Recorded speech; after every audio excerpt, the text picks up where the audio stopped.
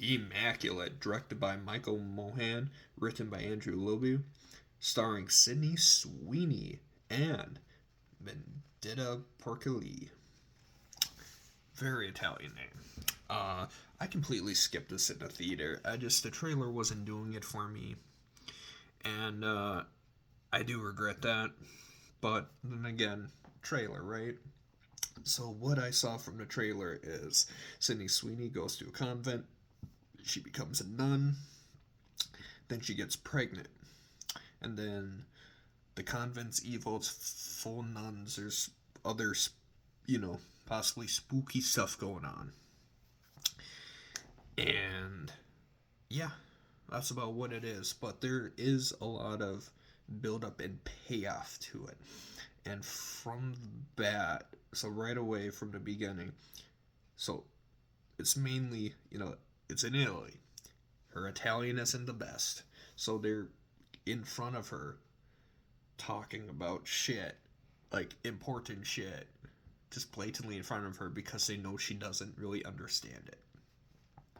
And then she has a friend nun by Vendetta who came from abusive relationships, so she believes in God. She came to God, and she's a little mouthy. So it's kind of them going through all this. Then Sydney Sweeney gets preggers.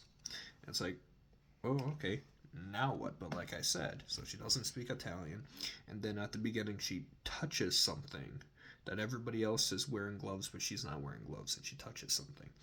And then the one, the handsome Italian priest, because she's talking about how she likes ice skating and playing on the ice, and that's what led to an accident. Oops. Talks about, actually, I prefer biology. So I'm like, okay, she doesn't speak Italian. She touched something.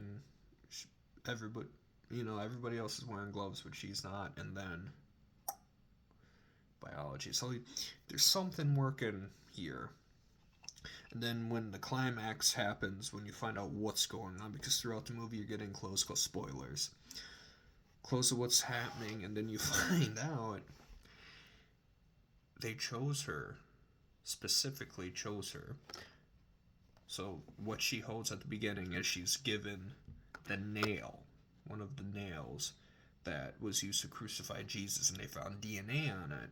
And they purposely picked her to be Mary Magdalene, the Virgin. Because when you go into the convent, you have to stay abstinent. And she is. And they do a really good thing where it's like blessing in disguises. So demons can pretend to be angels to give you things. So then she really starts to, before that reveal happens, like, okay, what is inside of me? And that's what's kind of driving her a little bonkers. And there's some really great fucking scenes in it. So as that's happening, she obviously, and the movie's broken up into like first trimester, second trimester, third trimester, and then it's really taken a toll on her. So she's like coughing up teeth, her fingernails are coming out. Then when the ending happens, she just says fuck it, and she wants to escape. So she kills the one nun who was mean to her, like the main mother superior. She kills the main like priest of the convent, and then young priest. This big chase happens, and she goes into labor, grabs a nail, kills the priest, goes outside. So she's got his blood all over her face, and it's just this fucking tight zoom in on her face as she screams for about 30 seconds, gives birth, you hear the and then crying. And then she waddles out of frame, picks up a rock, and then in the background, when you see the baby, you never see the baby, you see like a blurry outline of the baby, and the baby doesn't really look human shaped. She picks up a rock, goes over to it, and the movie just cuts to black. I'm like,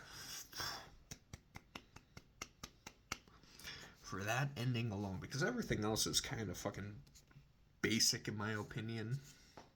You know, we choose this girl who's kind of aloof, and then she fully starts to unravel things, and then it's too late by the time she unravels everything. But that ending of fucking Lone, when she like that, I'm like, fucking awesome. So yeah, I give a solid 3 out of 5.